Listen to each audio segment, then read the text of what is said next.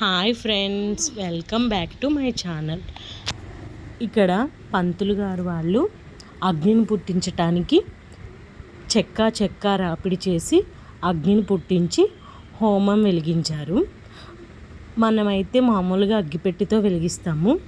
ఇది పూజకు సంబంధించిన మూలాన వాళ్ళు చెక్క రాపిడితో అగ్నిని తయారు చేసి హోమగుండాన్ని వెలిగించారు. చూస్తున్నారు కదా, మీరందరూ చూస్తారని నేను ఈ వీడియో రికార్డ్ చేశాను. ఇంకా చాలాసేపు పూజలు అవన్నీ చేశారు. దత్తాత్రేయ స్వామి టెంపుల్ అంటే ఎక్కడో కానీ తక్కువ విలేజెస్లో ఉంటుంది. మా విలేజ్లో ఎప్పటి నుంచో ఉంది. దాన్ని పునఃప్రతిష్ఠ చేశారు. ఇంకా పెద్దగా టెంపుల్ని కట్టించి ఇంకొక దేవుడిని గానుగాపురం నుంచి తీసుకువచ్చి ప్రతిష్ట ప్రారంభించారన్నమాట.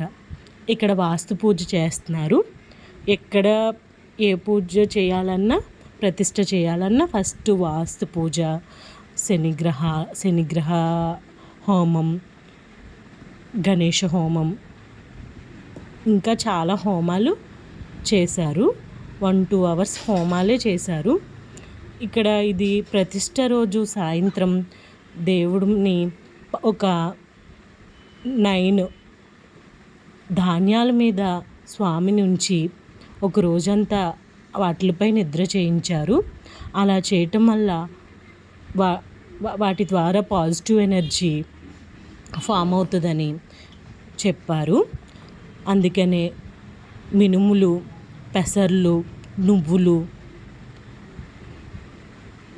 ఇంకా కొన్ని రకాల ధాన్యాల మీద పరుపులా వేసి దాని మీద కమల రేఖల్లాగా ముగ్గులు వేసి బీజాక్షరాలు రాసి పంతులు గారు వాళ్ళు ఉంచారు. ఈ ప్రతిష్ట మహోత్సవాలన్నీ దగ్గర నుంచి నేను ఎప్పుడూ చూడలేదు. ఇందులో పాల్గొనటం వల్ల ఇవన్నీ చూసే అవకాశం కలిగింది. మీ అందరికీ చూపిద్దామని వీడియో రికార్డ్ చేశాను.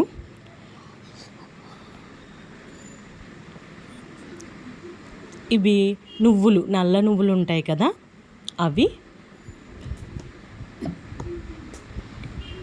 ప్రతి ధాన్యం మీద రేఖల్లాగా పువ్వులు వేసి వాటిలో బీజాక్షరాలు రాసి చివర లాస్ట్న ఒక చీర పరిచి దాని మీద పాలుతోనూ నీళ్లతోనూ 3 రోజులు అభిషేకించిన దేవుళ్ళని దాని మీద ఉంచి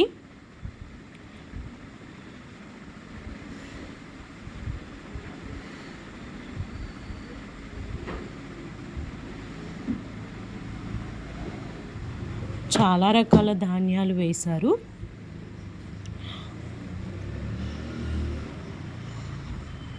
ధాన్యం అంతా పూర్తయ్యాక ప్రతిష్ఠించే విగ్రహాలు ఉన్నాయి కదా, వినాయకుడు, ఆంజనేయ స్వామి, స్వామివారి పాదుకులు, దత్తాత్రేయుడు, బ్లాక్ కలర్లో కనిపించే దత్తాత్రేయుడు పాత దత్తాత్రేయుడు, వైట్ కలర్లో ఉన్న ఆయన కొత్త దత్తాత్రేయుడు. వాటికి పరుపులా పరిచి వాటిపైన దుప్పటవి పెట్టి కలశము, పువ్వులు అన్నీ ధాన్యాగారం అన్నీ వేసి స్వామిని ఉంచారు.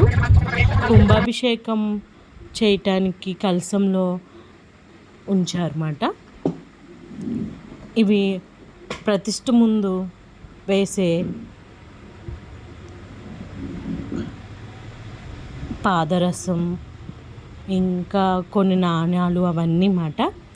ఆ రోజుమే కోలాటం కూడా జరిపారు.